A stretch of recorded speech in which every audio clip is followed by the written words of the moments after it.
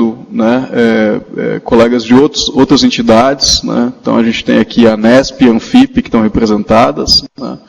Tem colegas ali também da Secretaria de Política para as Mulheres, enfim, né, várias carreiras, instituições do Executivo e além dos nossos associados. Então, queria passar então a palavra para a Natália, ela, enfim, tem toda a liberdade aí de explorar esse tema da maneira como ela achar mais interessante, tendo em vista os nossos objetivos aí para discussão. E depois, né, se a deputada chegar, a gente, né, imediatamente passa a fala para ela, senão a gente abre para uma conversa, né, um pouco mais, enfim, solta, sem perder de vista a possibilidade de pensar até uma agenda aí para a FIPEA ou para esse conjunto de entidades que estão aqui presentes e outras também, tá bom? Obrigado, Natália. Obrigada, Fábio. Boa tarde. Na verdade, tentando traduzir um pouco as ambições do Fábio, eu acho que o objetivo da minha fala é fazer algumas reflexões sobre esse tema, também não muito trabalhado na nossa coordenação, mas que, claro, é um desafio para a gente para pensar, que são as mulheres no serviço público. Eu acho que a minha primeira observação é de que parece um problema já resolvido, né? Então, se temos tantas colegas mulheres, temos uma mulher presidenta da República, as mulheres estão mais escolarizadas, estão acessando cargos importantes, e somos uma parcela privilegiada da sociedade, não só porque somos servidoras públicas, somos servidores públicos com a mais alta escolaridade, do ponto de vista de renda, do ponto de vista de direitos trabalhistas. Parece que os problemas são problemas somente pontuais, mas aí eu vou pegar um pouco a fala do Fábio, eu acho que os números também nos ajudam a pensar e tentar entender do que a gente tem que falar quando a gente fala de igualdade de gênero no serviço público, né? Então, apesar do grande acesso das mulheres ao serviço público desde várias décadas, a gente ainda não é maioria. Nós somos 45%, os homens ainda são 55% dos servidores públicos civis, e não somos maioria, como há uma segmentação importante da distribuição das mulheres que são dessas servidoras públicas por áreas de conhecimento, né? Então, as mulheres são maioria nos setores sociais, nos ministérios sociais, e são minoria nos ministérios de infraestrutura, nos ministérios de economia, da política mais hardcore, né? Então, isso reproduz uma segmentação do conhecimento que vem dos cursos superiores, que por sua vez vem de uma socialização que desde muito cedo, de maneira muito precoce, estabelece lugares adequados para meninos e para meninas, para homens e para as mulheres. Então, isso se reproduz no serviço público, tanto na segmentação da distribuição de mulheres e homens nas áreas do conhecimento, nos ministérios. Queria saudar aqui, então, a deputada que veio aqui abrilhantar nosso evento e Boa contribuir tarde, também para a nossa discussão.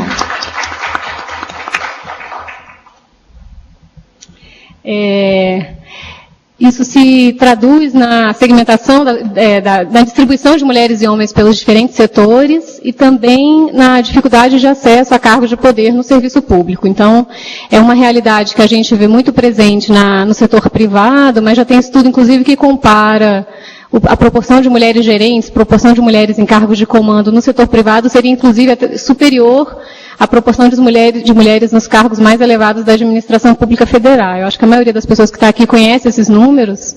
A gente tem uma proporção mais ou menos equivalente de mulheres no serviço público, de mulheres que ocupam cargos de confiança, os chamados DAS, mas à medida que a gente sobe no DAS, à medida que é um DAS mais importante, cargos mais importantes de chefia, diminui essa proporção. Então, a gente tem cerca de 45% de mulheres no DS1 e somente 20% de DAS de mulheres nos DAS6. Esse não é um dado novo, isso também não vem mudando. Da mesma forma como foi colocado no evento de hoje de manhã, o número de mulheres representantes no parlamento, A deputada sabe disso melhor do que nós, a gente estacionou nos 9% de deputadas no parlamento, que é um número que envergonha o Brasil diante do mundo, né? A gente ocupa uma posição realmente muito inferior. Então, isso faz pensar o que seria, o que poderia ser o nosso país se a gente tivesse cerca de 50% de deputadas mulheres no Congresso, né? Seria outro Congresso, né? Seria, a gente não acredita que existam atributos naturalmente femininos, e por isso a gente teria uma política diferente, e a gente acha que a importância é a presença, e a pluralidade, e a liberdade, e a igualdade. Então esse é o pressuposto, se a gente acredita que a gente tem um Estado que deve promover a igualdade entre homens e mulheres, a igualdade entre todos os indivíduos da sociedade, entre todos os grupos. A gente acredita que as pessoas têm que ter a liberdade de seguir seus destinos e não deixar de seguir trajetórias profissionais pelo simples fato de serem mulheres, por exemplo. A gente acha que o Estado tem que ser o promotor dessa igualdade e não só para toda a sociedade, como para dentro do próprio aparelho de Estado, né? O serviço público, nos seus quadros, tem que refletir essa busca por essa igualdade. Então, se os números mostram que o serviço público não é uma ilha e reflete as desigualdades existentes na sociedade, eu acho que a gente também tem o papel de pensar que ele pode ser, na verdade, vanguarda na adoção de diferentes políticas e na promoção dessa igualdade. Eu queria falar um pouquinho no IPEA, porque a gente está no evento da associação, e eu acho que o IPEA é um caso que chama bastante atenção, porque a gente tem, se as mulheres são 45% das servidoras públicas, no IPEA são somente 23%. Então, é muito baixo, né? Não tem uma explicação muito clara para isso, né? A gente tem que buscar, no último concurso, na primeira chamada, somente 13% foram mulheres. Então, supostamente, um concurso que, inclusive, ampliou o espectro profissional dos candidatos, né? Não ficou tão focado em ciência da estatística, na economia, ainda foi muito baixa a entrada no IPEA. Não é à toa que na última seleção para técnicos para serem liberados, para terem licença remunerada para pós-graduação, todos foram homens, né? Todos foram homens e brancos. Isso me leva para outro... Não, antes de falar do assunto das mulheres no serviço, das demandas específicas e por que a gente tem esse quadro, eu quero chamar a atenção aqui de uma outra presença feminina no serviço público e que normalmente é esquecida.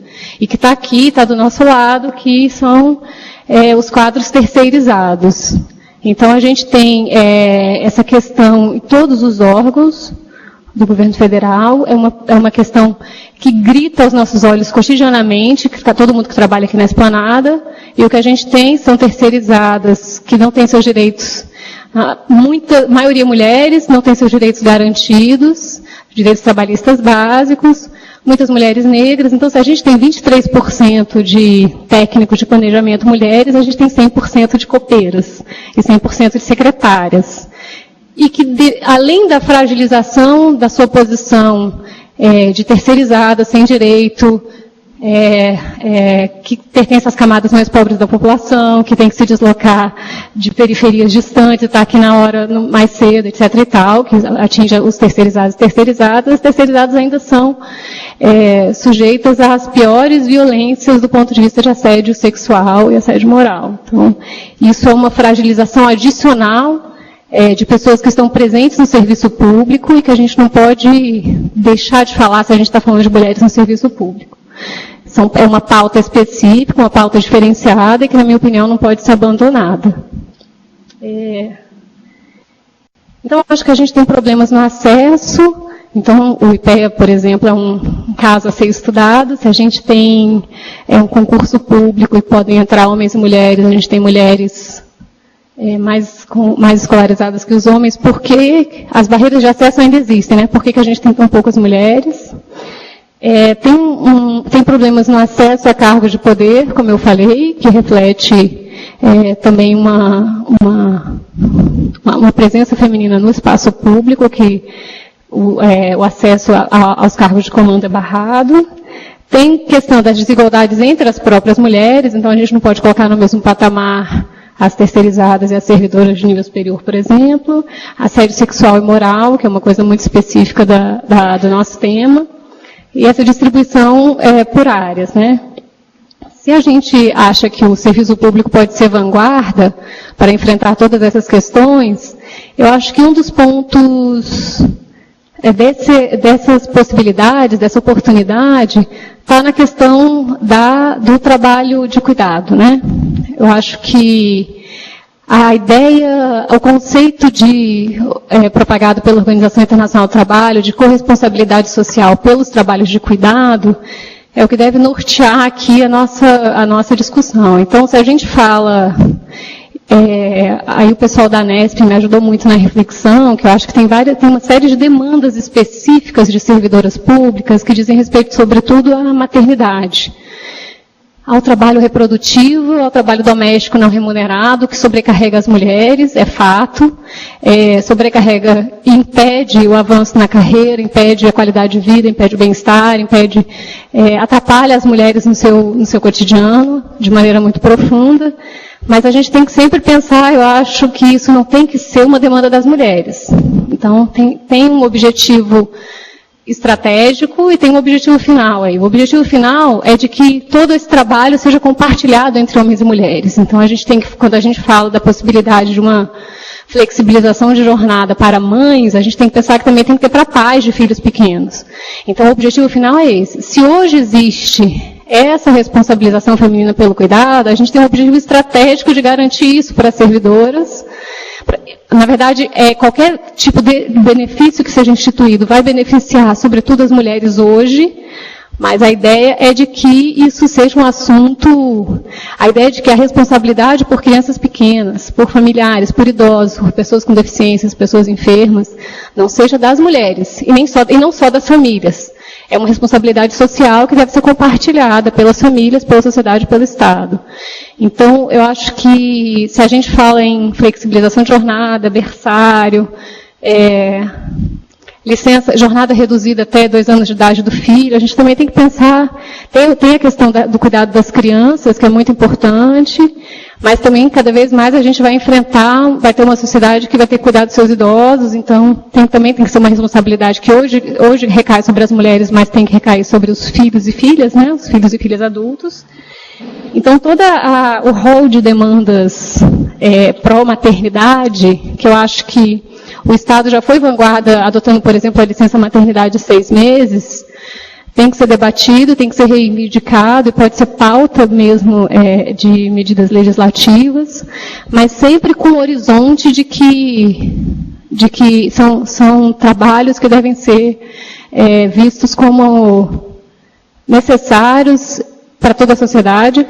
A sociedade tem que se reproduzir, todo mundo tem que se responsabilizar pelo bem-estar, pela saúde, por uma vida digna para todos os seus, sobretudo aqueles que precisam de mais cuidados, são mais dependentes de terceiros, de outras pessoas, e que isso tem que ser um trabalho compartilhado por todas as pessoas, né? Não só facilitada. A vida das mulheres não tem que ser facilitada para elas continuarem no seu papel de cuidadoras exclusivamente, né? Inclusive porque isso também pode reforçar, não só reforça o papel naturalizado feminino do cuidado, como vai reforçar as distâncias dentro do próprio trabalho, dentro dos próprios ambientes de trabalho, né? Então, aí a gente tem que falar de licença paternidade, claro, que é um tema muito colocado já pela deputada, né? A ampliação da licença paternidade. E, mais uma vez, eu acho que o serviço público pode servir de exemplo e puxar o resto, servir de exemplo para as empresas, para puxar o resto da sociedade para esses avanços. Só para encerrar, 2 pontos que eu queria falar ainda. Dentro desses esforços de promoção da igualdade de gênero no serviço público, existe um programa importante, o Pró-Equidade de Gênero, organizado pela Secretaria de Políticas para as Mulheres, ao qual o IPE acaba de aderir. Então, eu acho que é exatamente uma oportunidade importante Eu espero muito que a gente não faça só palestras de sensibilização e distribua panfletos ao longo do ano, mas de fato discuta as questões de... Porque se o Estado pode ser vanguarda, eu acho que uma instituição como a IPEA tem um papel ainda mais importante, assim, de fato uma oportunidade a ser explorada. Não posso deixar de lembrar, eu acho que a gente falou aqui que o Estado... o serviço público reflete as mazelas da sociedade, as desigualdades. Marcou muito a história recente do IPEA, o assassinato de uma colega, que vai fazer 2 anos, faz pouco mais de 2 anos que uma colega foi assassinada, vítima de violência doméstica pelo seu marido. E, enfim, só para deixar para reflexão que é outra questão importante, uma chaga, como foi colocado hoje pela Carolina hoje de manhã, que atinge nossa sociedade. O autor do crime continua em liberdade, né? Ainda depois de 2 anos, o processo andou muito pouco. E eu acho que, só para reforçar o tamanho do desafio que a gente ainda tem pela frente. É isso. Obrigada. Obrigado, Natália. Acho que o mapa que você traz aí em termos de dados, né, é precioso, mas como eu dizia no começo, a nossa ideia aqui não é só, né, fazer diagnósticos, mas é pensar o quanto e como a gente pode avançar na luta pela igualdade. Então, para ajudar nessa reflexão é que a gente trouxe também a deputada Érica Cocai, né, que é uma deputada do DF, né, com trajetória em direitos humanos, né. Sendo do DF, ela está, né, mais do que habituada a questões de serviço público, né? Afinal, Brasília é uma cidade que foi pensada para sediar, né, o governo e toda a sua complexidade. Sendo deputada, ela é também, né, alguém que teve que romper, né, com essa barreira, né, da subrepresentação de mulheres no parlamento, né, e sendo alguém que tem uma trajetória de direitos humanos, ela não só muito sensível, como também uma grande protagonista aí de proposições legislativas nessa área, né, de igualdade de gênero e outras questões também. Então, vamos ter todo o prazer aqui em ouvi-la e depois a gente abre para um debate, né, aproveitando aqui a riqueza das pessoas e instituições que estão aqui presentes também. Obrigado. Eu gostaria de desejar uma boa tarde para cada um e particularmente para cada um de vocês, dizer da minha alegria de estar aqui, de escutar a Natália mais uma vez, já tive a oportunidade de escutá-la em outro momento, e de estar aqui no IPEA, que contribui tanto para traçar os diagnósticos que são doídos e que nos possibilitam reflexões para que nós possamos desconstruir uma série de processos que subalternizaram historicamente as mulheres no nosso país. Eu penso que o Brasil ele tem muita dificuldade de fazer o luto dos seus períodos traumáticos. O Brasil não fez o luto do colonialismo, né? Onde o país repartido em tiras, entregue aos amigos do rei, ele criou uma lógica patrimonialista que alimentou um patriarcalismo, entendeu? E um adultocentrismo muito intenso. É como se as pessoas donas da terra também se sentiam donas das crianças e donas das mulheres, donas dos trabalhadores, como se ser humano fosse propriedade de outro. Nós não fizemos o luto da escravidão e tampouco fizemos o luto da ditadura, quando o Brasil foi submetido a uma sala escura. Não apenas brasileiros e brasileiras que enfrentaram a ditadura, mas a sala escura da tortura, ela desalmou o país. E ela arrancou o Brasil de brasileiros e brasileiras, tirando as oportunidades da construção de sujeitos coletivos. E de que o país possa desenvolver, ou que possamos ter um sentimento de pertencimento e que possamos fazer com que as nossas vidas dentro deste país possam ser conduzidas por nós. Então esse é o processo de um país que tem dificuldade de fazer esses lutos e como não fecha os ciclos, a gente vai convivendo com os pedaços da ditadura, com os pedaços da escravidão e com os pedaços do colonialismo que dialogam entre si porque tem uma lógica desumanizante. E essa lógica desumanizante atinge as mulheres de forma fundamental. É um processo de desumanização. O sexismo, o machismo, ele é um processo de desumanização, porque retira aquilo que é característica do ser humano. O ser humano só pode se reconhecer enquanto tal se vivenciar a liberdade de escolha, a liberdade de se sentir dono do seu próprio destino, a liberdade é alimento de humanidade. É difícil se pensar em humanidade sem essa liberdade que é prevista na Declaração Universal dos Direitos da Pessoa Humana. Todo ser humano nasce livre e nasce igual em direitos. Todo ser humano nasce livre e igual em direitos. E de sermos sujeitos da nossa própria vida. E nós, mulheres, historicamente nesse país, não tínhamos o direito ao voto há pouco mais de 80 anos, não éramos donas do nosso próprio corpo, não eram donas do nosso desejo, que não podia ser nominado, não éramos donas da nossa própria vida, dos nossos empregos, enfim. Nós, mulheres, neste país, fomos desumanizadas historicamente e submetidas a uma violência que muitas vezes não deixa a marca na pele, mas deixa a marca na alma de forma muito intensa e igualmente é doído o hematoma da alma, como é doído o hematoma do corpo. Então, nesse sentido, este processo de subalternização das mulheres, ele é um processo que vai se expressar numa lógica de definição de papéis e de definição de papéis domésticos para a própria mulher.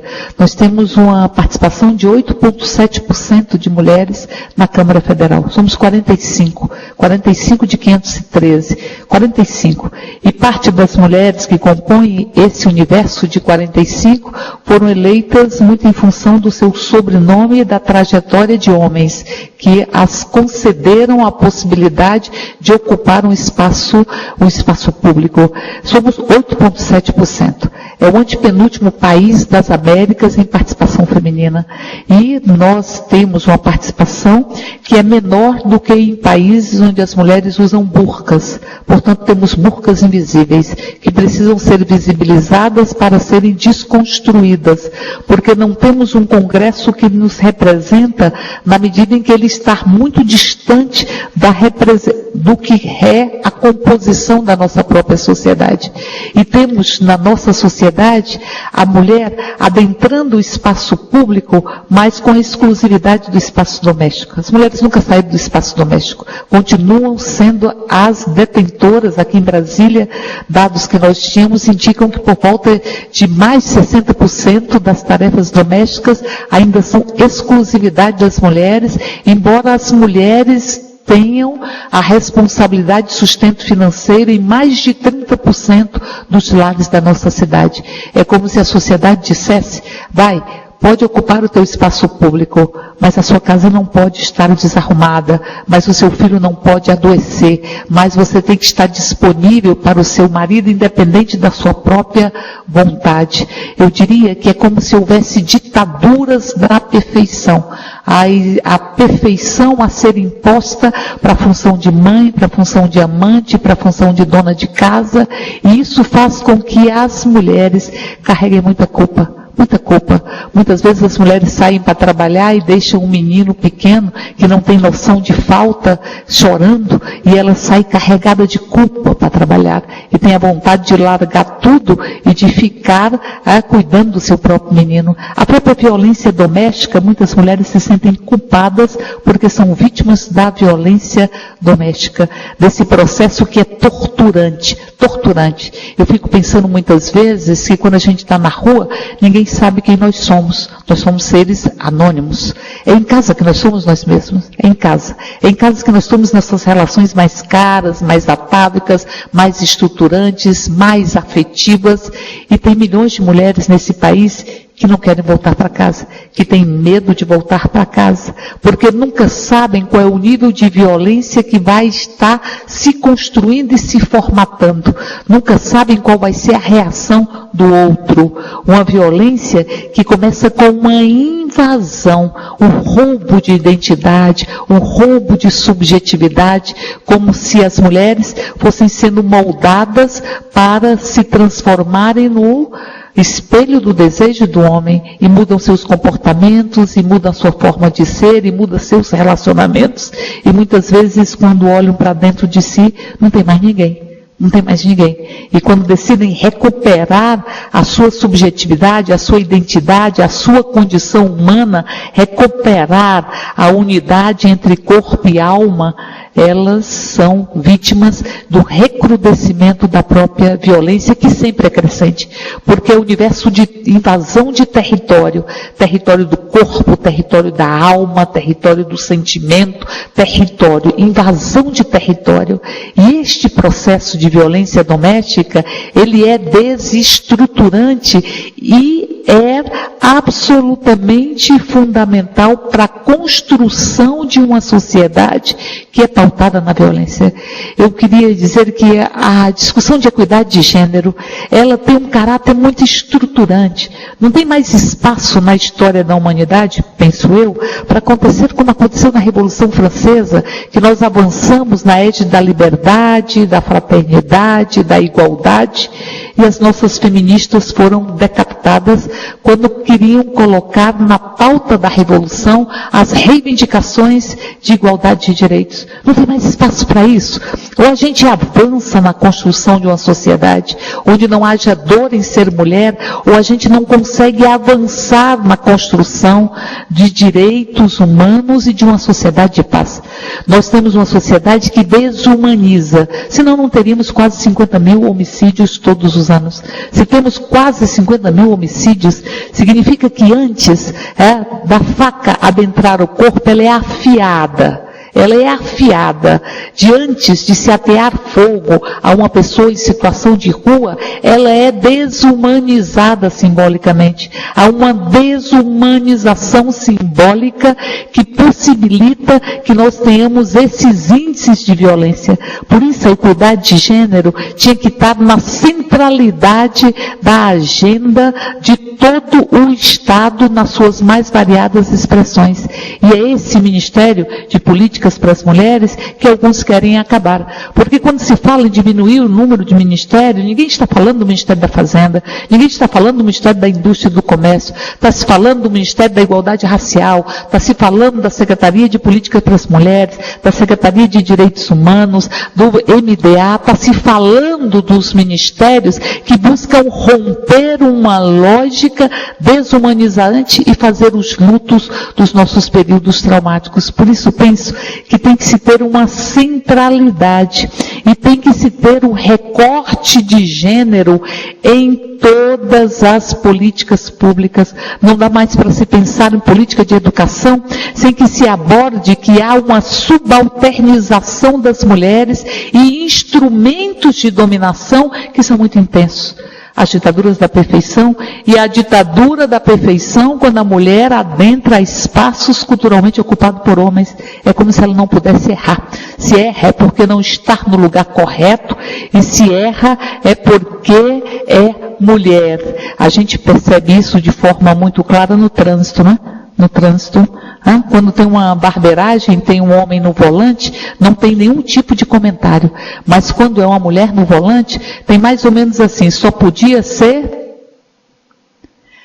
mulher no volante, vai pilotar, todos nós já escutamos isso. Todos nós escutamos isso. Se erra não porque qualquer ser humano erra, erra porque é mulher. São as ditaduras da perfeição que são entranhadas e que funcionam como instrumentos de reprodução de uma lógica patriarcalista que é alimentada por um processo patrimonialista.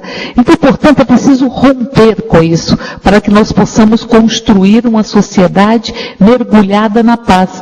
E é preciso romper com isso, fazendo-se as reformas que são necessárias de serem feitas. A reforma política, nós estamos vendo uma crise no Congresso que indica, dentre outras coisas, que é preciso ter uma reforma política. E que é preciso que nós não tenhamos os interesses econômicos pautando a legislatura ou pautando comportamentos parlamentares e determinando as próprias candidaturas, para que nós possamos ampliar o universo e possibilitar que segmentos populares e possibilitar que as mulheres possam adentrar os espaços públicos, porque hoje as mulheres são também culpadas ou culpabilizadas porque não têm uma participação política efetiva ou em quantidade que corresponda à sua composição societária. As mulheres muitas vezes são culpadas porque não adentram aos próprios partidos para poder cumprir a legislação que assegura 30% de pessoas do mesmo gênero na nominata dos partidos para disputas eleitorais. Mas não adianta só ter 30% na nominata, porque não tem o financiamento das campanhas, não tem o espaço de televisão, não tem a condição necessária para que as mulheres possam ter igualdade de oportunidades. E quando nós falamos da dupla jornada e da tripla jornada, nós estamos falando de condições que levam ao desenvolvimento de psicopatologias relacionadas ao trabalho. Psicopatologias relacionadas ao trabalho, porque são as mulheres as maiores vítimas de depressão e as maiores vítimas de pânico. E o pânico, via de regra, atinge as mulheres guerreiras, mulheres desbravadoras, onde elas não se reconhecem enquanto suas próprias trajetórias ou a sua própria história e não se reconhece dentro do universo das suas próprias relações. São mulheres que vão extrapolando os limites, e vão extrapolando os limites porque a sociedade empurra para que se extrapole os limites. Por isso é muito importante que nós possamos ter, primeiro, políticas públicas, a política de creche, a política de educação integral, para que nós possamos arrancar a mulher de dentro de casa e para que nós possamos desenvolver a necessidade de compartilhar as tarefas domésticas. Tem que se compartilhar as tarefas domésticas nas pessoas que moram dentro da casa. Mas vejam como um preconceito alimenta o outro. Existe uma diferenciação de papéis que estão relacionados, inclusive, com os fantasmas dos próprios pais para com os seus próprios filhos. Os pais, via de regra, carregam medo de que se os meninos puderem assumirem tarefas domésticas dentro de casa, podem se transformar em homoafetivos.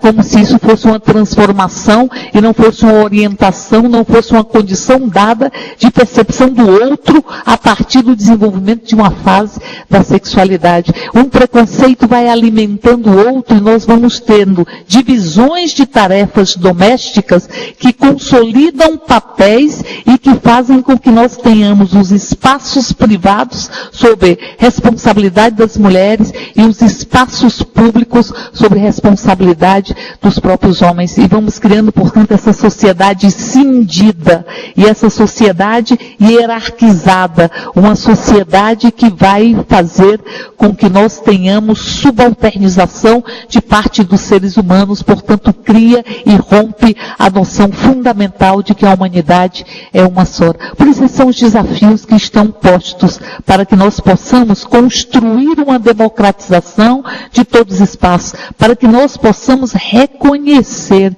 as paredes e os tetos de vidro, que muitas vezes não são reconhecidos.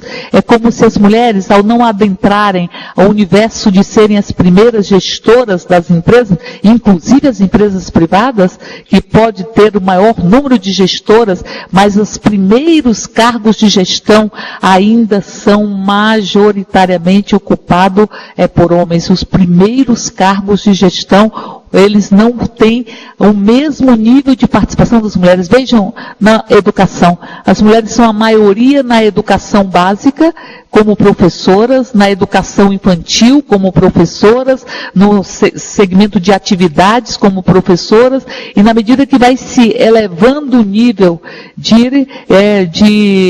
da docência, ou seja, vai se transformando, vai se colocando educação segundo grau ou nível superior, nós vamos tendo a diminuição do número de mulheres a ocupar estas funções. Então, portanto, existem tetos de vidro que, por serem de vidros, carregam alguns problemas. O primeiro deles é que você não combate o que você não vê, o que está invisibilizado devido à transparência que foi construída, como as burcas que são invisíveis. O segundo é que, se você não ver o teto de vidro e você não alça a condição de primeira gestora, você tende a dizer que a tua limitação de ascensão profissional é responsabilidade sua. Você fulaniza e individualiza os limites e a responsabilidade pelos limites profissionais que são impostos. Por isso é importante identificar esses tetos de vidro, por isso a importância do IPEA e por isso a importância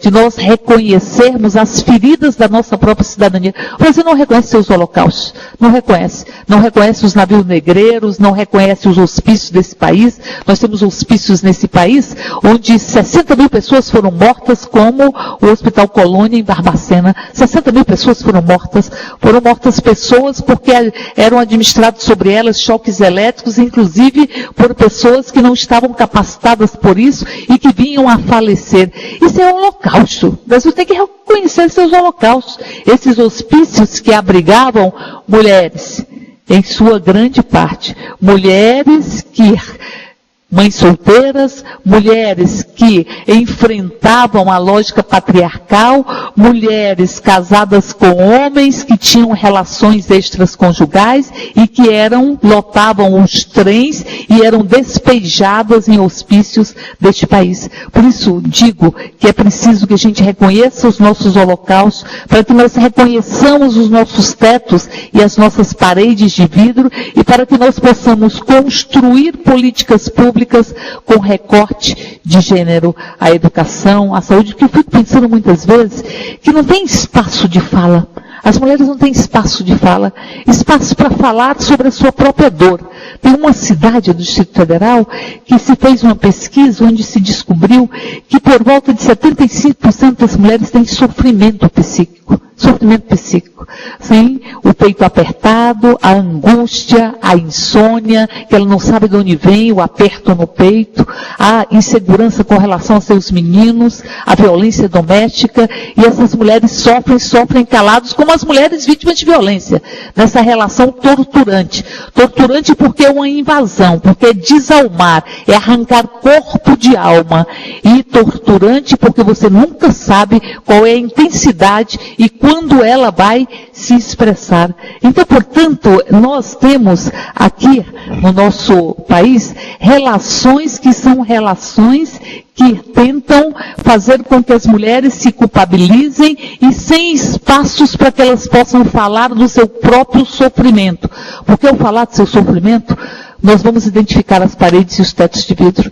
Nós vamos ver que as mulheres são vítimas de violência em grande medida, que o que me atinge a outra, que atinge a outra, e é possível abrir espaço para resiliência e abrir espaço para superação, inclusive coletivamente. Por isso nós temos um projeto na Câmara, que todos os anos a gente luta para aprová-lo, lembrando o dia 8 de março, porque o dia 8 de março nós adoramos receber botões de flores, adoramos ver cartazes nos parabenizando, mas isso é insuficiente. É como se a lógica sexista se apropriasse inclusive do dia 8 de março para tirar dele o sentido de reflexão e o sentido da luta das mulheres nova-iorquinas que se colocaram em movimento, não em luta própria, porque a luta da mulher transborda, e ela invade o conjunto da sociedade porque resgata noção de humanidade. Então, portanto, que nós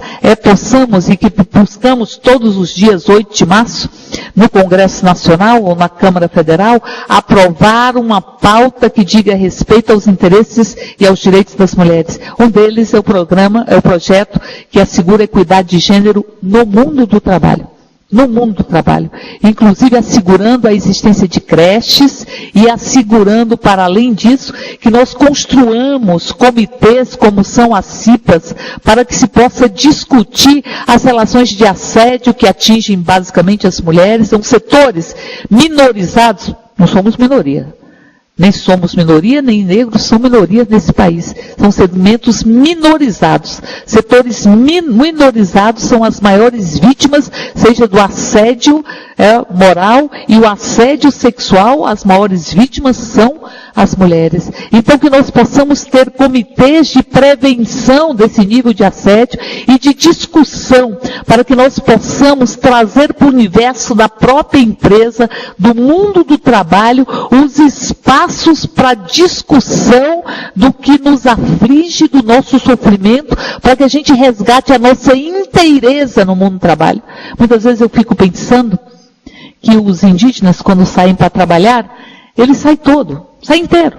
Sai carregando seus ancestrais, porque ser humano é ser histórico. Se a gente nega a nossa historicidade e mergulha no aqui e no agora, que é lógica do consumismo, da ditadura do gozo imediato e fugaz, não é? Nós rompemos a nossa própria condição humana. Sai carregando seus ancestrais, sua cultura, seu diálogo com o divino, sai se carregando todo. E muitas vezes quando a gente adentra o mundo do trabalho, a gente deixa tudo lá de fora.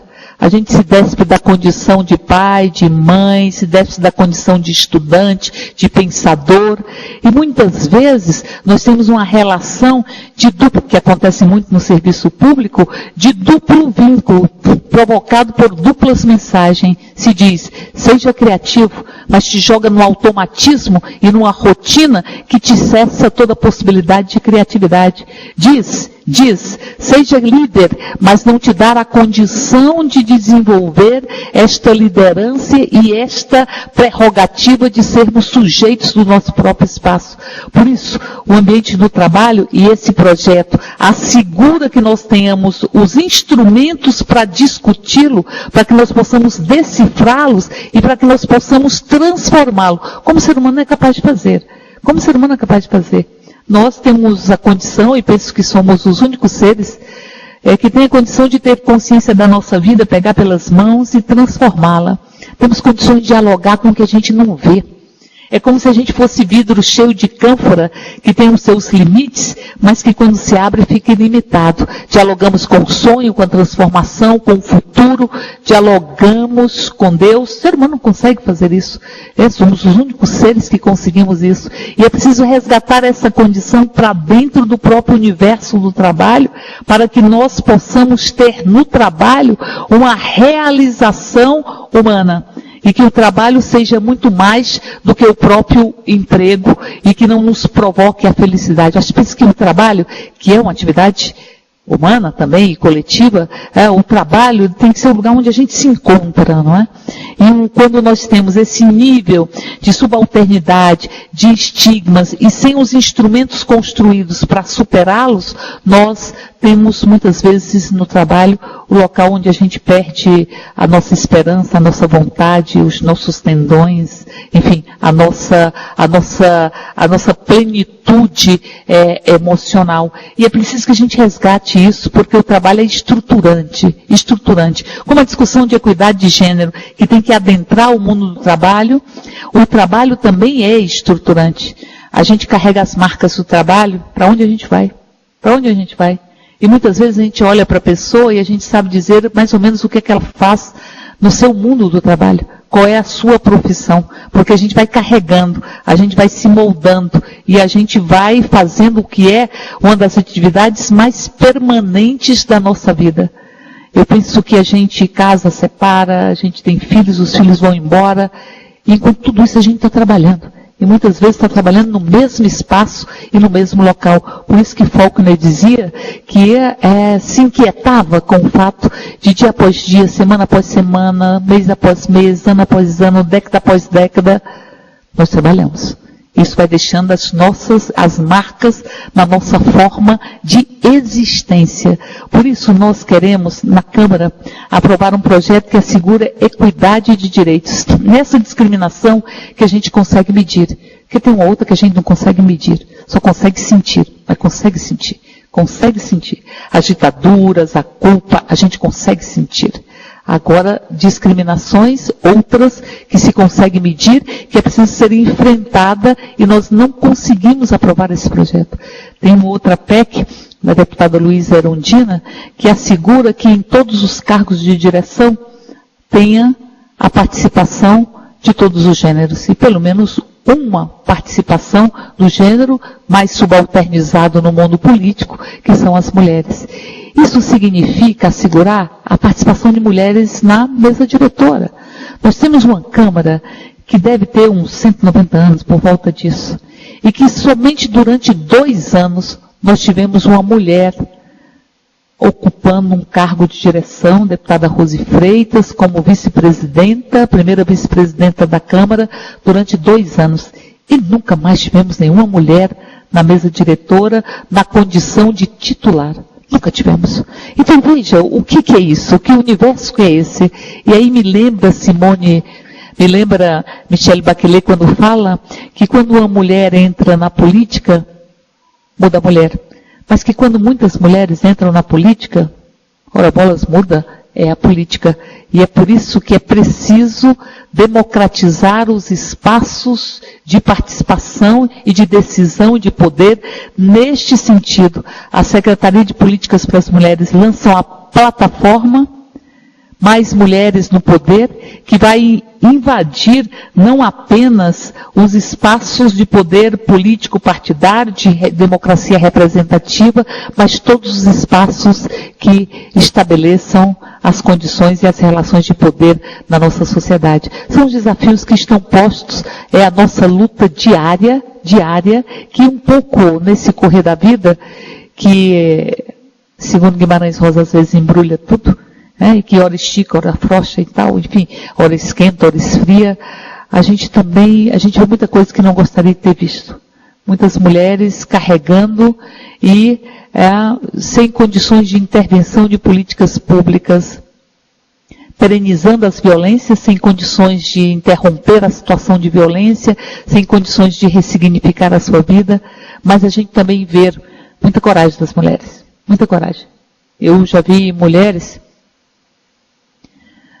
entrarem no Denox, aqui em Brasília, em bocas de fumo de madrugada e arrancar seu menino. Eu já vi mulheres deitarem no corpo do seu filho, sobre o corpo do seu filho, para receber as balas que deveriam ser para eles. Eu já vi mulheres pular em rios com alta correnteza para salvar seus meninos que não sabiam nadar. Eu já vi mulheres agarrar traficantes pela garganta e dizer, larguem meu filho. As mulheres têm muita coragem. Muita coragem. É preciso que a sociedade reconheça essa coragem e é preciso que essa coragem paute as nossas vidas. Porque nós, como mulheres, queremos estar em todo canto com a coragem que temos para que nós consigamos transformar o próprio mundo. Por isso eu encerro lembrando e dizendo, cuidado, nós somos mulheres. Cuidado. Quando a gente se coloca em movimento, a gente vai transformando a vida. E a gente tem tanta relação com a coragem, porque exige tanta coragem. É tão guerreira a felicidade feminina, é tão guerreira essa felicidade, que a gente vai carregando esse compromisso com a vida, que a gente vai transbordando e vai percebendo as correntes que nos prendem e nos libertando dela. Porque, como disse Simone de Beauvoir, o que nós mulheres queremos é o poder. Não o poder contra os homens, nem o poder de dirigirmos instituições falidas. O poder de sermos nós mesmas, com todas as nossas, digo eu, canduras, sem esquecer as nossas diabruras.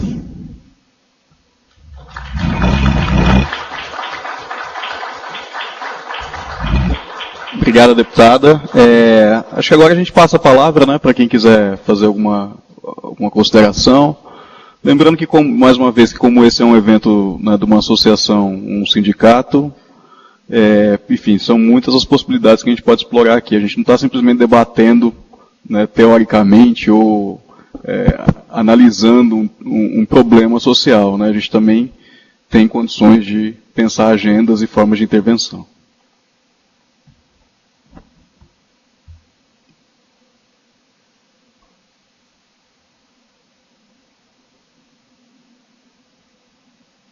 Alexandre. Olá, tudo bem? Então, eu queria saber a opinião de vocês duas. Apesar de ter sido publicado numa revista que eu não gosto, de maneira alguma, a revista Veja, mas a Camille Paglia deu uma entrevista, acho que umas 2 semanas, que foi bem polêmica, né, a respeito do feminismo e o que é a mulher hoje, enfim, ela coloca pontos, né, bem polêmicos.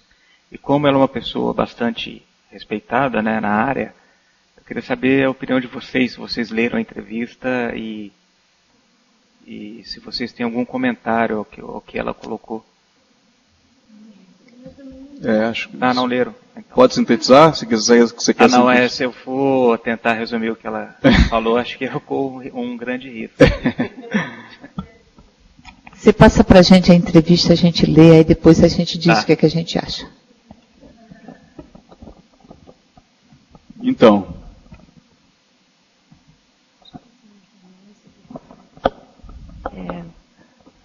Boa tarde, boa noite. Queria parabenizar a Natália, a Érica, foram excelentes as falas.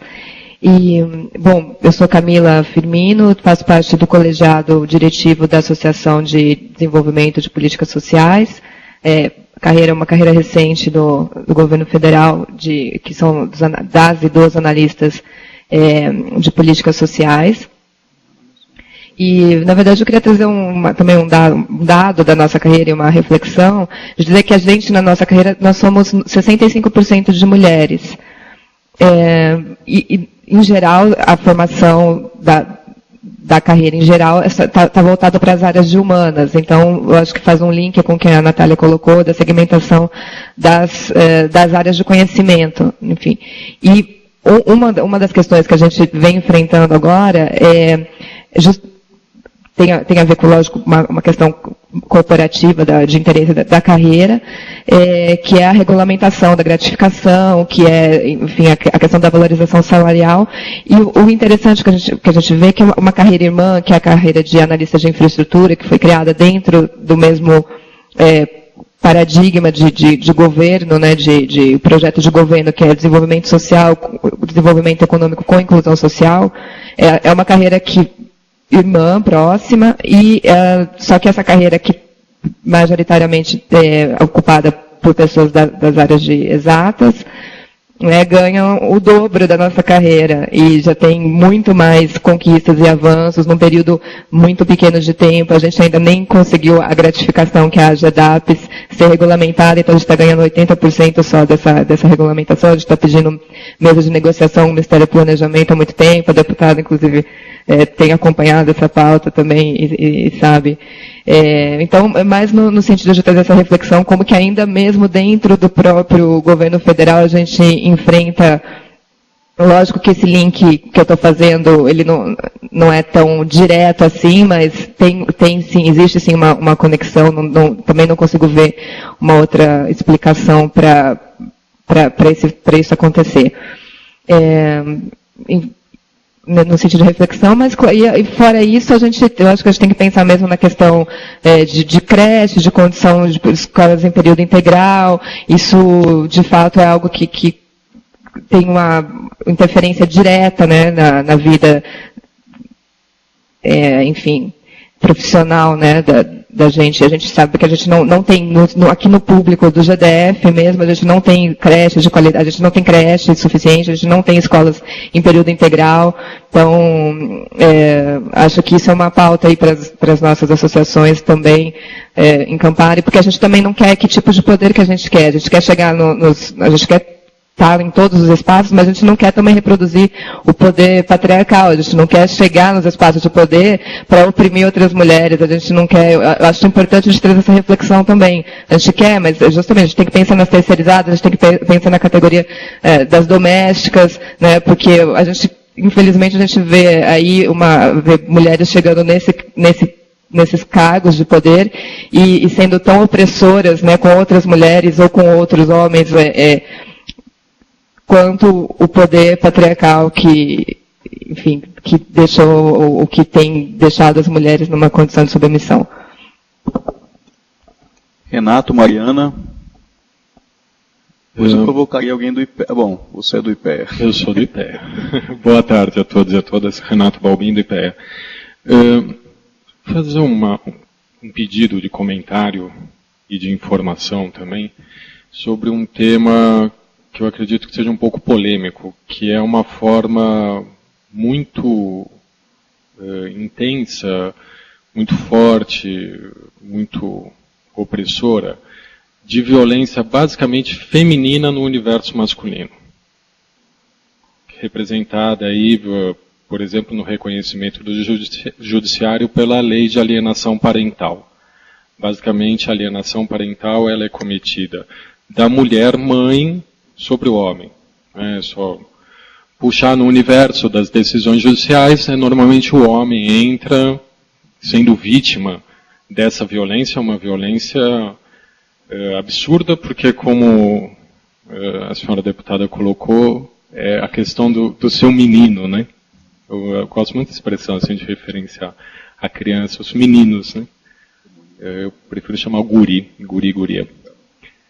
Mas o uso do filho, né, para fazer essa violência. Aí, assim, o que eu gostaria de ouvir como comentário e de iniciar algum tipo de informação a respeito, a primeira questão é a seguinte: da discussão do trabalho reprodutivo, reprodutor do mundo, da criação dos filhos, etc., se não seria mais interessante essa pauta ser levantada justamente numa perspectiva de humanização, de trazer homens e mulheres para essa discussão, né? Porque eu acho que tem uma questão aí que já vai de uma alienação de trazer essa discussão sempre atrelando muito diretamente ao universo feminino, reproduzindo, inclusive, esquemas de dominação machistas, né, em tudo isso. Então, ficaria muito mais feliz e motivado a participar de discussões como essa se as mulheres que puxam essa discussão também trouxessem, assim como é a perspectiva em certos países, como os países nórdicos ou a Alemanha, etc., por exemplo, que você pode compartilhar o período inicial da vida, seja o homem ou a mulher fazendo opção por trabalhar e o outro ficar em casa. Né?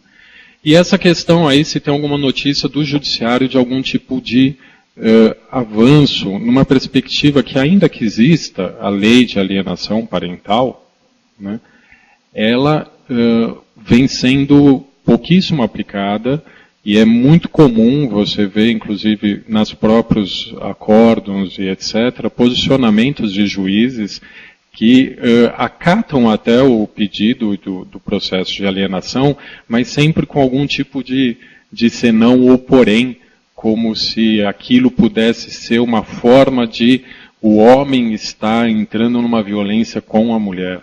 Né? Quer dizer, como é que está a perspectiva de que o judiciário não apenas reconheça isso na forma da lei, mas na prática do juiz, né? Que uma coisa é existir a lei, a outra coisa é a prática do juiz, que o juiz continua com essa perspectiva de que a criação, sobretudo dos filhos pequenos, ela não é que é preferencialmente, ela é da mãe sempre. Como se houvesse um amor materno naturalmente maior do que um amor paterno. Mariana, mais alguém? Ana, né? Ana Carolina. Mariana.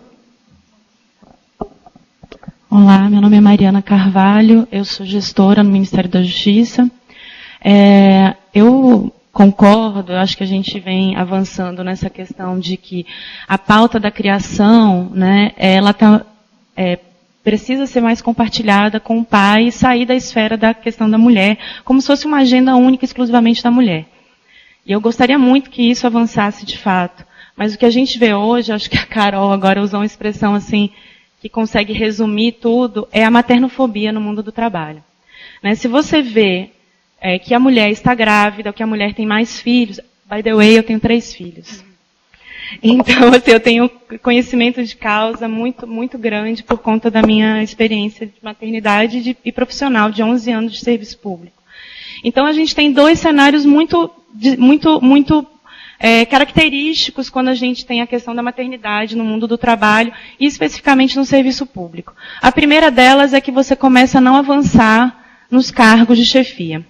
Às vezes por escolha da própria mulher, né, porque vê que não vai dar conta do recado, são muitos papéis, como a própria deputada coloca, ou quando o próprio serviço público, quando a própria hierarquia daquele órgão impede que aquela mulher, porque já define, já estereotipa que quando a mulher, ela tem filhos, ela não vai poder viajar, ela não vai poder participar de reuniões até mais tarde, como se isso fosse um termômetro de qualidade, competência e produção de resultados. O que a gente vê é muito pelo contrário, né? Essa questão de trabalhar até mais tarde, de poder viajar para qualquer lugar, não necessariamente está vinculada a um serviço público de qualidade e perseguindo o interesse público, né? E perseguindo políticas públicas de qualidade.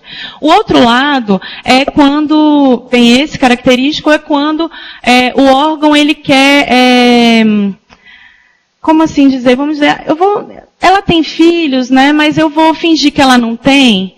E eu vou exigir pra caramba dela, vou continuar exigindo, porque quem manda ela estar num cargo alto de chefia? Ela tem mais é que ficar aqui até 10 horas da noite todos os dias, no final de semana. E o problema é dela, como é que os filhos dela vão ficar. Então o que a gente vê, de fato, é um cenário de maternofobia. É um cenário que não percebe a criação dos filhos, o cuidado, como algo que precisa ser compartilhado, como algo que não somente precisa ser compartilhado com os membros da família, mas com o Estado, com toda a sociedade. Então, eu acho que esse é um ponto que é importante. E eu dou alguns exemplos claros disso. Eu tenho uma amiga que acabou de participar de uma entrevista num órgão central aqui do governo federal, uma entrevista feita por mulheres para um cargo alto de chefia, e perguntaram para ela se ela ia querer ter filhos, porque ela não tem filhos ainda. Você está pensando em ter filhos por agora? Porque você sabe, né, esse cargo que você está querendo é um cargo que precisa de muita dedicação. Então, esse é um exemplo. Exemplo muito claro de uma outra colega num órgão que eu trabalhei, abriu uma vaga, ela tinha todo o perfil para estar naquela vaga de um DAS alto. O dirigente daquele órgão falou, você não vai querer esse órgão, né? Eu sei que você tem todo o perfil, mas você tem um filho pequeno, de 2 anos. Como é que você vai querer? Então, assim, a gente está no Distrito Federal, no governo federal, num governo que deveria estar garantindo determinados direitos, determinadas posturas mais de vanguarda, mais avançadas, e o que a gente vê é exemplos claros de maternofobia.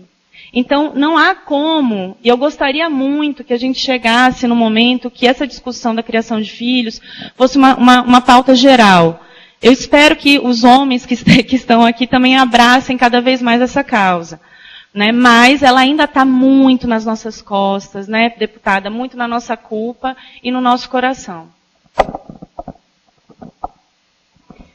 Bom, eu sou Ana Tereza, trabalho na Secretaria de Política para as Mulheres, e eu queria um pouco complementar o que a Mariana estava falando, eu concordo com a fala dela, e puxar também da fala da Natália, quando disse que, claro, a gente tem que pensar nesses 2 cenários, esse primeiro, da realidade que vivemos hoje e do que esperamos, né? Então a gente espera, sim, que a gente tenha uma responsabilidade doméstica com os filhos e de cuidado repartida igualmente entre homens e mulheres, e que isso se reflita também de como o mercado de trabalho, e aqui eu acho sim que o serviço público ele tem que ser exemplo, ele vai lidar com essas questões também entre homens e mulheres, porque eu percebo e também sou mãe de 2 filhos, estou recente voltando de uma licença maternidade, e eu percebo que o que a Mariana está chamando de maternofobia é um peso muito grande que acaba afetando todas as mulheres, não só aquelas que são mães,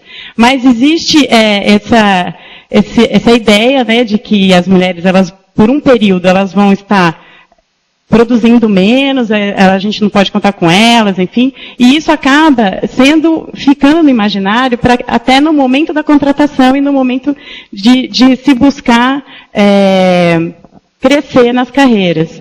E eu acho que não tem como a gente discutir essa questão sem trabalhar o mercado e a maternidade, e sem tratar também do que a gente espera de cargos gerenciais. O que a gente espera? O que poder é esse, né? Porque é claro que se uma mulher, hoje, ela é responsável pelo cuidado, e também ela deve ser, né? Então, eu como mãe, eu quero estar mais tempo com meu filho, eu quero estar em casa, eu não quero ficar apenas no meu trabalho e, enfim, horas a fio no meu trabalho. Eu quero também poder voltar para casa, assim como meu marido quer. Né? Então, se para mim é importante ter esse tempo reduzido de trabalho, para ele também é. Então, se você for discutir aqui redução da jornada de trabalho para mães, eu acho que tem que ser para mães, para pais, mas também discutir que tipo de poder é esse. Se os cargos de direção todos exigem que as pessoas viajem muito, que as pessoas fiquem trabalhando 10, 12 horas, se você exercer o poder, e aqui a gente também está tratando da questão das mulheres no poder, né? Se para exercer o poder você tem que abdicar de uma vida pessoal, de uma qualidade de vida, você está impondo muito mais às mulheres que ela abra mão desse sonho, né? Então acaba sendo uma opção da mulher. E é uma opção legítima, muito legítima, porque acaba sendo insuportável. Não tem como você conciliar as duas coisas ainda hoje. E elas são inconciliáveis e vão continuar sendo enquanto esse poder for esse, né? Então, eu acho que para discutir aqui direitos das mulheres, da maternidade, o trabalho, a gente tem que discutir que poder é esse, né? A gente tem que discutir o que a gente espera, o que se tem como conceito de produtividade, o que se espera de cargos de gerência e de direcionamento, enfim. É um pouco isso que eu queria trazer. Estamos com a Carolina. Eu queria, se a gente pudesse encerrar as inscrições agora. Felipe. Ok?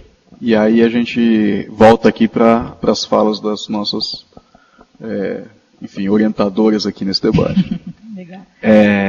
Não, a Carolina primeiro. Então, meu nome é Carolina. Eu queria primeiro parabenizar o AFIPEA por esse evento. É muito raro a gente ver isso, uma entidade sindical propor um debate desse nível. E parabenizar, é claro, as palestrantes, muito legal, gosto muito das duas, tenho acompanhado a trajetória de ambas, desde as promotoras legais populares, que a Érica sempre foi, está com a gente lá na Ceilândia, fui estudante lá.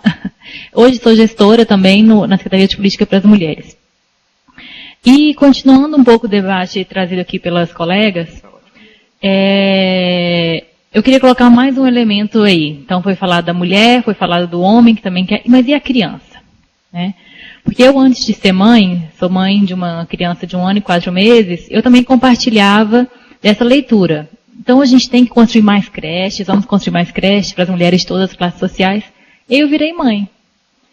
E aí eu acabou minha licença maternidade com 6 meses, me dei 7 meses e eu não quero mandar meu filho para a creche. Eu não quero ficar o dia inteiro que esse menino fique na creche. Meu marido também não quer que ele fique o dia inteiro na creche. Então eu acho que a gente tem que aliar mais um componente aí nessa leitura do compartilhamento das responsabilidades do cuidado, a figura da criança, dos direitos dessa proteção integral da criança, da formação dessa criança, né?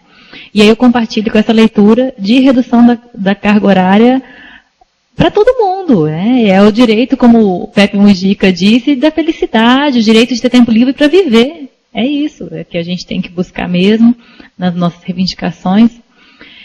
E uma outra leitura de que as atividades de cuidado, elas são importantes para a formação do perfil das dirigentes e dos dirigentes do nosso país. Elas são importantes para a formação dessa intimidade que a Érica fala, dessa leitura de mundo, dessa percepção da sensibilidade das pessoas.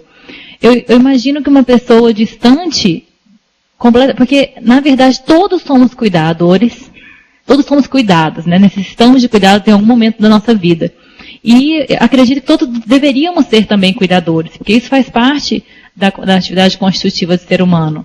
Quando a gente está pensando numa política pública, seja ela qual for o nome social, o nome da infraestrutura, se eu não tenho o ser humano em primeiro plano, como que eu vou pensar bem essa política pública? Então, a gente repensar a formulação do poder, do exercício do poder, perpassa sim por repensar essas pessoas como seres humanos cuidadores, efetivos na sua vida diária, no seu cotidiano. Não como máquinas de trabalho que ficam 14, 15 horas dentro das instituições, tomando vários remédios para se manterem acordados, a crise do pânico, enfim, tudo isso que a gente tem visto em vários dirigentes aí. E é uma situação do poder muito patológico mesmo, né? Enfim, falei demais, era só isso. Felipe, já pode ir. Boa noite. Primeiro eu queria dizer que fiquei muito impressionado com a exposição de vocês sobre o tema. Eu não sou estudioso da área, não conheço todo o vocabulário, nem os dilemas, mas quando eu paro para pensar sobre o assunto, eu admiro muito o que é falado, mas eu tenho a dificuldade de entender talvez coisas que venham lá da base, né?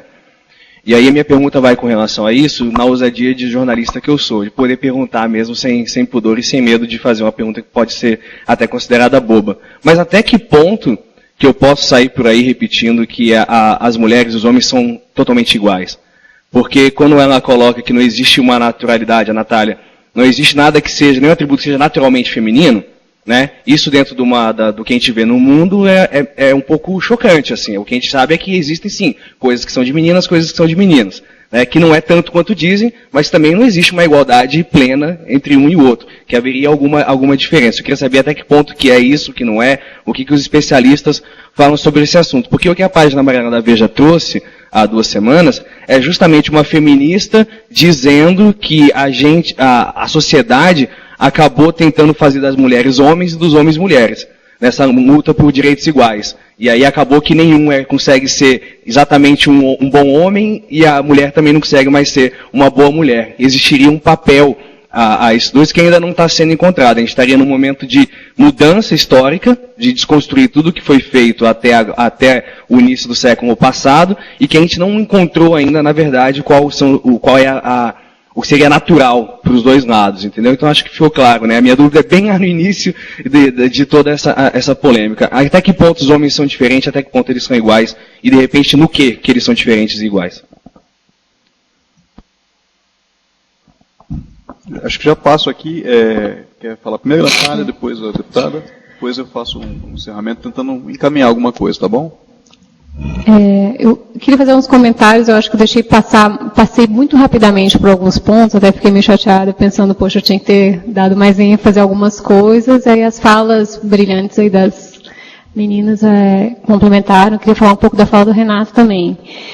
Porque eu acho que pode parecer muito abstrato a gente falar em compartilhamento, em corresponsabilidade, a gente tem que falar do cuidado, e o cuidado não tem que ser um assunto só de mulheres. Eu não sei se o Renato não estava aqui, eu acho, quando a gente falou disso. Idealmente, a gente tem que falar de flexibilização de horário, de todas as demandas para cuidar de crianças pequenas e que sejam demandas de trabalhadores e de trabalhadoras. Eu olho sempre a Convenção 56 da OIT, né, que eu acho que a OIT tem uma visão, o conceito de corresponsabilidade, o conceito de compartilhamento e o conceito de equilíbrio entre trabalho, vida pessoal e vida familiar, que é um pouco o que foi falado aqui, né. Isso exige uma mudança de paradigma que parece muito, muito, muito distante. O que eu acho que a gente tem que pensar é como chegar lá. Então, se é muito abstrato a gente falar que isso tudo tem que ser assunto e responsabilidade do Estado, das famílias, da sociedade e das famílias de homens e de mulheres, o que a gente tem que fazer para começar esse caminho para chegar a esse ideal que parece tão distante, né? Então, uma das coisas eu acho que é olhar para essas sociedades que já caminharam um pouco nisso. Então, a gente tem aí uma experiência sempre citada da Escandinávia, que há 30 anos tem política pública querendo promover a igualdade de gênero, ainda se depara com muitas desigualdades, mas tem muitos avanços que na nossa sociedade parecem coisas de outro planeta, né? Então, eu acho que a gente, primeiro, a coisa da licença parental, a questão da licença parental é um exemplo. Que eu acho que está sendo muito falado, ainda fere concepções muito marcadas na nossa sociedade, que eu acho que pegando um pouco o que o Renato falou, de que mãe que cuida, mãe que sabe cuidar, e mulher que tem que estar com criança pequena, isso está muito forte na gente, né? Até nós mesmos que nos debatemos o tempo inteiro com esses conceitos, com essas teorias feministas e tal, a gente se depara tendo o nosso limite quando chega nesse ponto. Eu falo por mim, eu acho que falar em licença parental, falar em compartilhamento de tempo. Então, tem 2 anos para pais e mães se dividirem, pai e mãe têm capacidade de cuidar igual, porque eu costumo dizer o seguinte, a exclusividade da mulher está na gestar e parir. Pronto. Amamentar ainda está sob discussão no campo, tá, gente? Mas, enfim, gestar, parir, amamentar e acabou. Isso ocupa um pedaço muito curto da vida, do tempo de cuidado, da vida inteira, de produtiva e reprodutiva das famílias, das mulheres e dos homens, né? Então, eu concordo com tudo que a Mariana falou, acho que é assustador o quadro, acho que a gente tem que lutar contra isso. Acho que é muito verdade essa coisa, por isso que eu falo que é a mudança de paradigma, esse excesso de demandas e de produtividade, e da pessoa ficar com vergonha porque está saindo 6 horas para ir para casa, né? Eu acho que todos os órgãos públicos reproduzem essa lógica da vida privada, mais perniciosa possível, que só traz adoecimento. Eu queria que o IPEA virasse o exemplo, assim. Então, vamos lá. Pais e mães com criança até 2 anos vão trabalhar só 6 horas, a gente pode sair para ir para a reunião do filho, a gente pode cuidar do filho. Vamos ver se a produtividade vai aumentar ou vai diminuir, né? Eu queria fazer um teste de laboratório mesmo. Então, enfim, muita coisa nesse ponto. Eu acho que eu só querendo reforçar que parece muito abstrato, mas eu acho que a gente tem que pensar também em coisas concretas para caminhar no sentido da corresponsabilidade e também coisas concretas para atender as demandas hoje, né? Hoje a gente tem crianças na escola, que alguém tem que pegar na escola, né? Hoje a gente tem criança que fica doente, hoje a gente tem criança que quer estar com a mãe, com o pai, contabiliza aí as horas.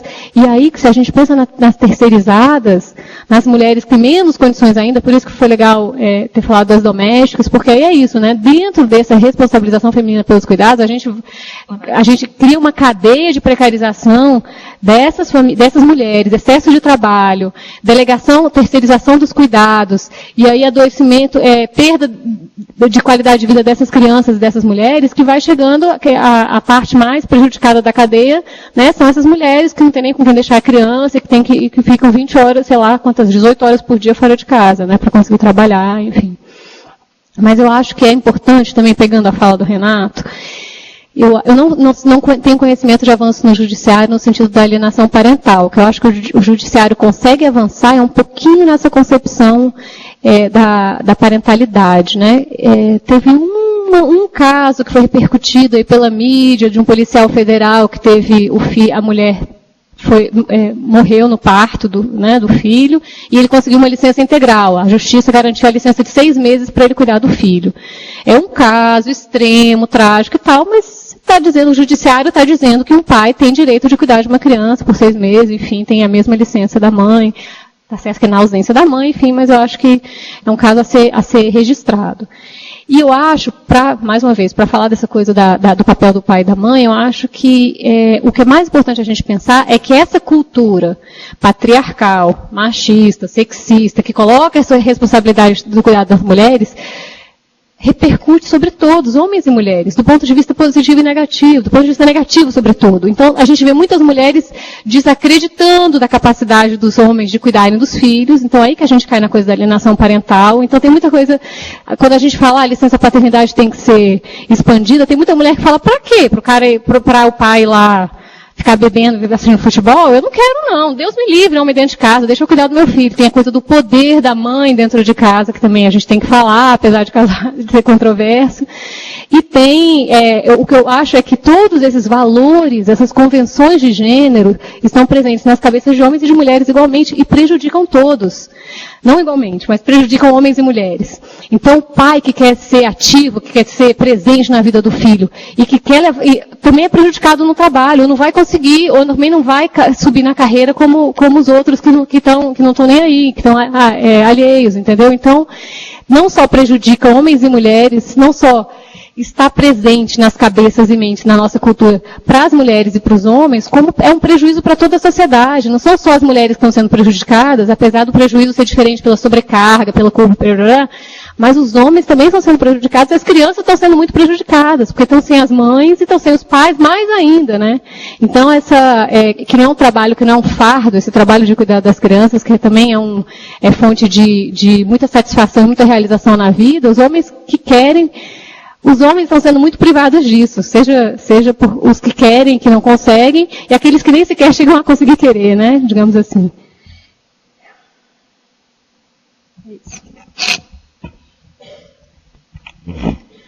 Eu sou bancária, sou funcionária da Caixa há 32 anos. Eu lembro um dia 8 de março que o presidente da Caixa, ele fez uma homenagem às mulheres trabalhadoras e diziam, vocês são fundamentais para a nossa vida. Tem uma história também que a pessoa diz, eu nasci de uma mulher e tal. Enfim, então, tem essa história, vocês já escutaram isso? Eu nasci de uma mulher, como é que eu não respeito as mulheres? Eu nasci de uma mulher e tal. Então, enfim, metade é mulher e metade nasceu da mulher. Então, é um negócio de uma costela também. É um negócio que é difícil de entender. Certo? Ainda tem essa coisa, na época da Inquisição, né, diziam que a costela era torta. Isso significava que a mulher era um perigo, né, porque a costela é torta. Por isso que eu lembro do poema do Nicolas Bé. Eu fiz um acréscimo no poema que o Nicolas Bé diz assim, nem tudo que é torto é errado. Desde as pernas do garrincha e as árvores do cerrado. Eu acrescentei, veja as pernas do garrincha, a árvore do cerrado e as costelas de Adão. Então, nem tudo que é torto é errado. Então, enfim, então ele dizia nessa mensagem que as mulheres são fundamentais e tal, tudo mais. Aí, quando os filhos crescem, elas podem, inclusive, ocupar funções de chefia. Né? Então, isso aí remonta à luta de 1857. E naquela época, as mulheres não eram, os trabalhadores, mulheres e crianças, na sua grande maioria, não eram donos do seu tempo. O tempo me pertence. Eu falo isso muito quando você está em fila do banco, assim, quem te dá o direito de me tirar meia hora do meu tempo? E é inexorável. Porque esse tempo, desta hora, desse dia, enfim, deste ano, não volta mais. Quem te dá o direito de ser dono do meu tempo? O meu tempo me pertence. Senão eu estou me negando a condição de sujeito. Quem diz que para ocupar as funções de chefia, você tem que abrir mão do seu tempo? Ou de uma lógica que, como dizia Marx, a sociedade ideal é que você passe 6 horas pescando, 6 horas estudando, 6 horas dormindo e 6 horas trabalhando. Que você possa fazer toda essa miríade de atividades e de direitos que o ser humano tem. Você não pode restringi-lo, eu não posso doar meu tempo para o empregador, para o serviço, eu não sou dona mais do meu tempo. Então, portanto, essa concepção de que ao assumir uma função de gestão, você perde o seu tempo e você não aprisiona a pessoa, que é um pouco a flexibilidade que se dá do trabalho que é feito em casa, teoricamente. O trabalho que é feito em casa, que muitos defendem, mas, em verdade, eu estou entrando no universo, eu estou roubando. Eu estou roubando dentro do universo que é o universo próprio, o universo privado, de relações próprias e afetivas. Então, portanto, parte do pressuposto de que eu não posso tomar o tempo do outro. E o segundo é que não é possível que você, ao tomar o tempo, você exclua as pessoas que têm a ética do cuidado. Porque ser humano, se não for cuidado, não sobrevive. Véio. Você vê um gatinho e em pouco tempo ele está andando, está se alimentando. Ser humano, se não for cuidado, não sobrevive. A vida inteira. Mas, particularmente, se não for cuidado quando nasce, não sobrevive. E aí nós vamos ver que essa divisão de papéis que estabelece que cabe à mulher a maternagem, ela é prejudicial à própria criança, porque nós precisamos de um pai e da mãe no processo de educação. Lacan, ele fala muito sobre isso, que quando a criança é pequena, é como se ela fosse uma extensão da própria mãe, e que vem a cultura e rompe isso e separa. E aí você tem uma identidade própria. Então, nós precisamos das duas funções. Não significa que é o homem que faz isso e a mulher que faz aquilo. Mas que essas funções têm que ser exercidas nessa identidade de gênero. Nós não somos iguais aos homens. Eu lembro no começo do movimento sindical, quando as mulheres adentraram, que é um universo muito sexista também, o movimento sindical, as mulheres tinham um uniforme, que era a camiseta, o jeans e o tênis, porque era um pouco, a gente não podia mostrar que era mulher para podermos adentrar ao espaço que era masculino. Hoje nós queremos o microfone, queremos a caneta, você abre mão do batom.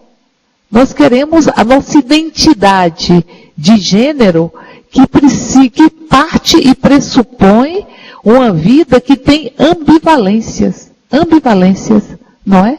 Então eu penso muitas vezes que há uma opressão ao homem também.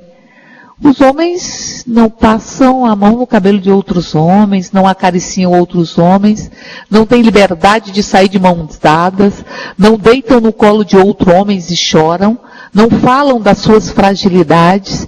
Olha que coisa horrível! Que coisa horrível você não poder falar das suas fragilidades, você não poder chorar e dizer, eu estou mal, eu preciso da sua ajuda. As mulheres falam muito para as outras mulheres e tem esse nível de solidariedade que muitas vezes os homens não têm. Essa imposição de ser provedor. E são papéis que precisam ser desconstruídos. Porque o homem precisa ter os espaços de expressar a sua fragilidade, como as mulheres têm que ter espaço para mostrar a sua fortaleza e a sua coragem, que são imensas. Então eu penso que há uma discriminação e que a gente pode, inclusive, trabalhar numa legislação nesse sentido. Porque era importante que a gente pudesse identificar esse universo. Quais são as mulheres e os homens, mas particularmente as mulheres, os servidores e servidoras que têm filhos pequenos e que estão em cargos de chefia, em cargos de gestão. Nós vamos ver que a grande maioria seguramente é como se fossem homens, até porque o poder não foi pensado para ser ocupado pelas mulheres. Não foi pensado. Então tem que ser um repensar, uma ressignificação.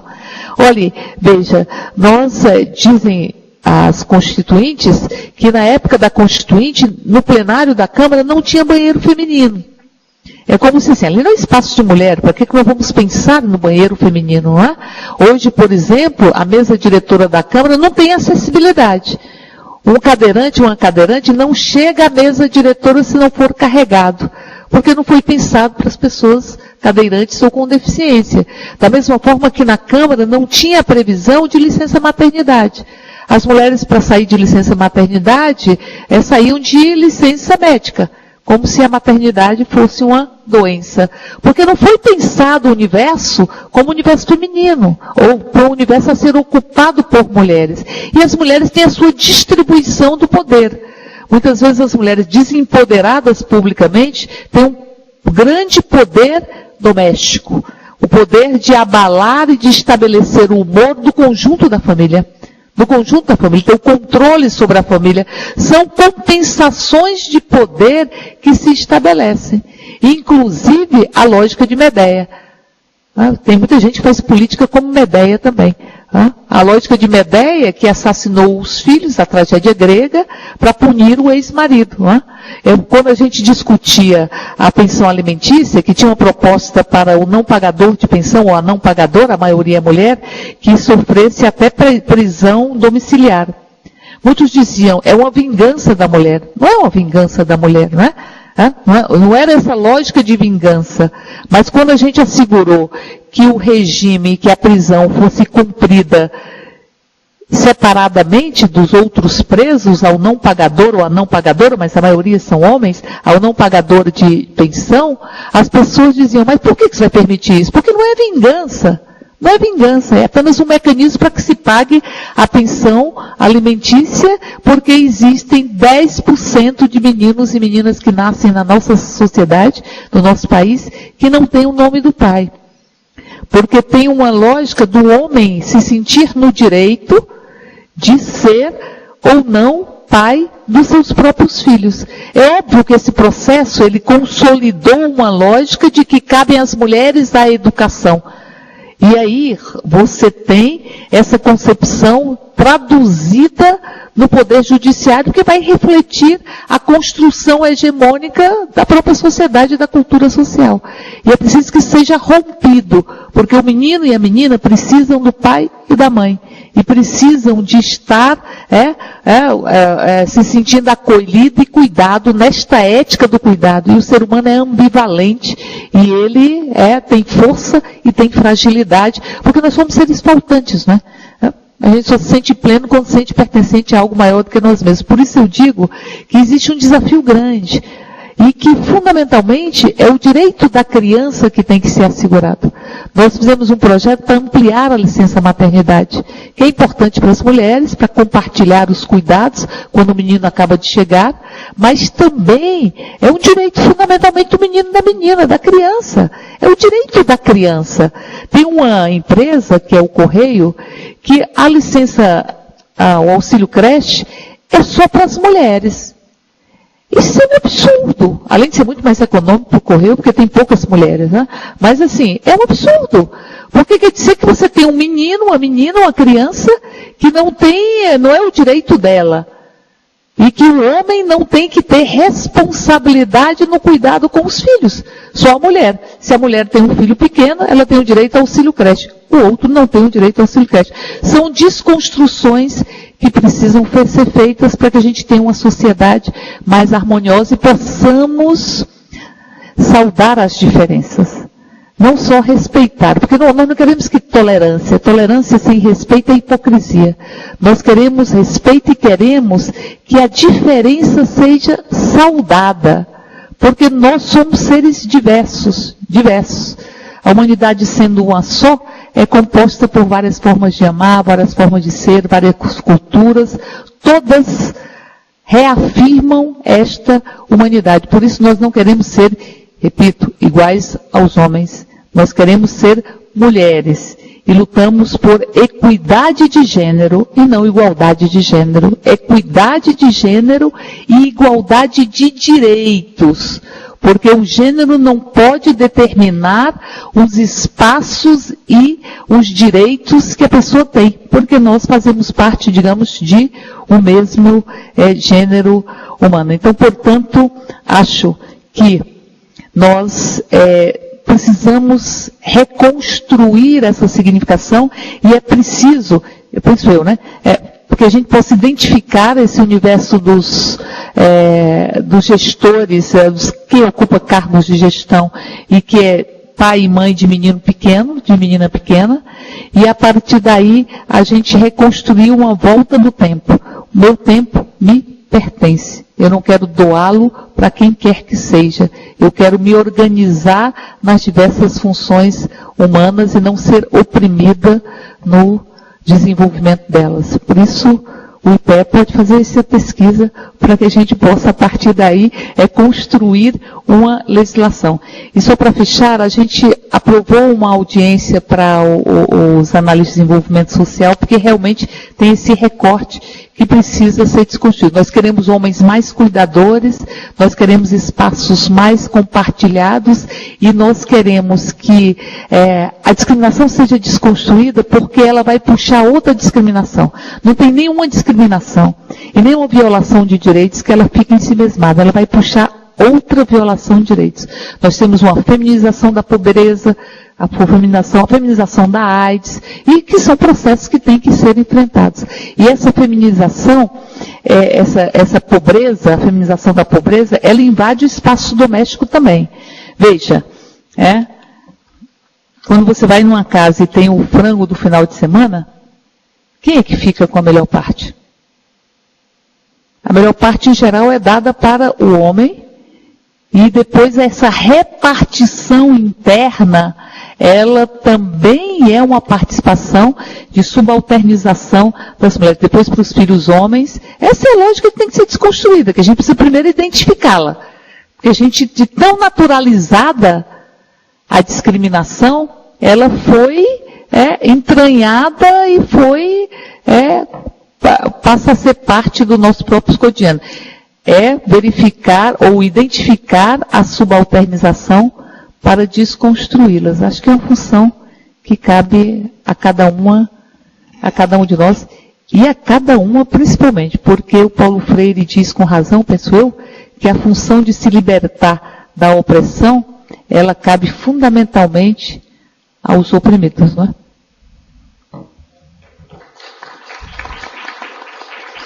Bom, só para finalizar, né, eu queria, na verdade a Carolina estava comentando ali da FIPEA, né, promover esse evento.